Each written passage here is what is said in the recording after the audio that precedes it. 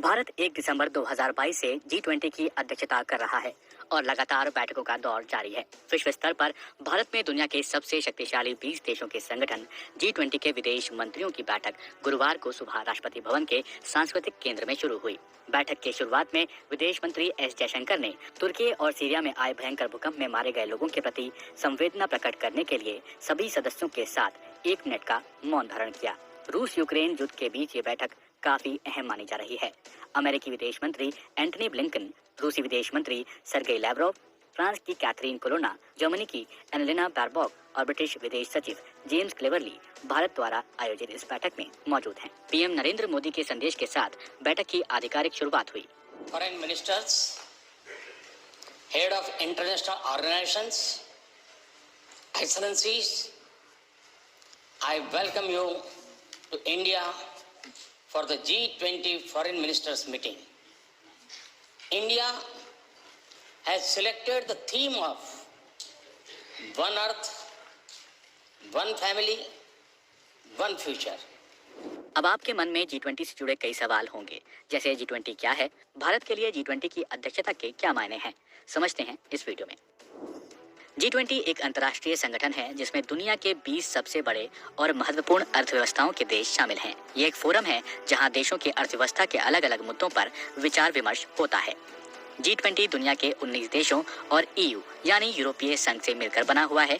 इसमें शामिल देशों की वर्ल्ड GDP में करीब 85% की भागीदारी बताई जाती है।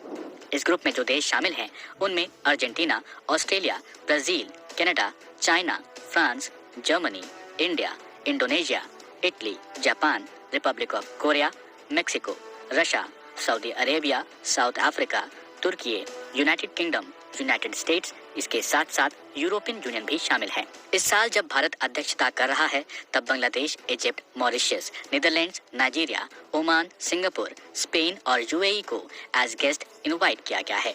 पिछले साल यानी 2022 में इंडोनेशिया ने G20 की अध्यक्षता की। साल 2023 में इसकी अध्यक्षता भारत कर रहा है और 2024 में ब्राजील के पास ये G20 की अध्यक्षता होने वाली है। अब सवाल ये कि G20 की शुरुआत आखिर क्यों और कब हुई।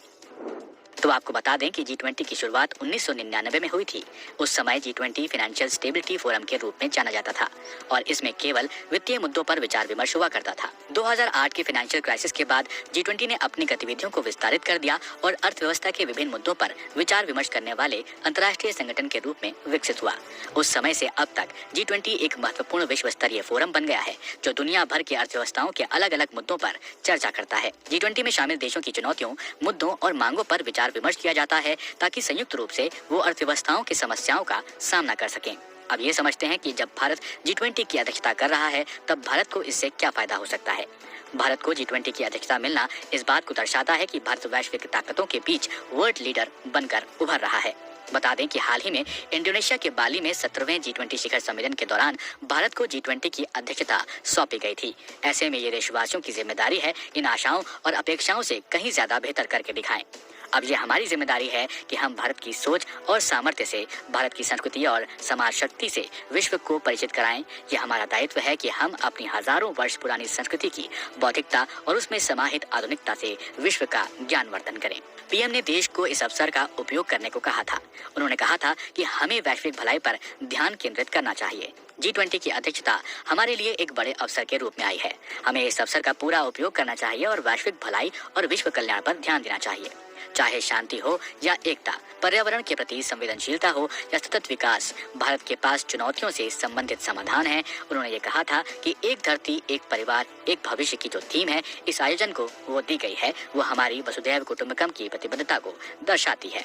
बीते कुछ सालों में इस तरह से भारत लगातार वैश्विक मंचों पर बेहतर करता आ रहा है और 130 करोड़ भारतीयों की शक्ति और सामर्थ्य के साथ निरंतर नए कीर्तिमान स्थापित कर रहा है।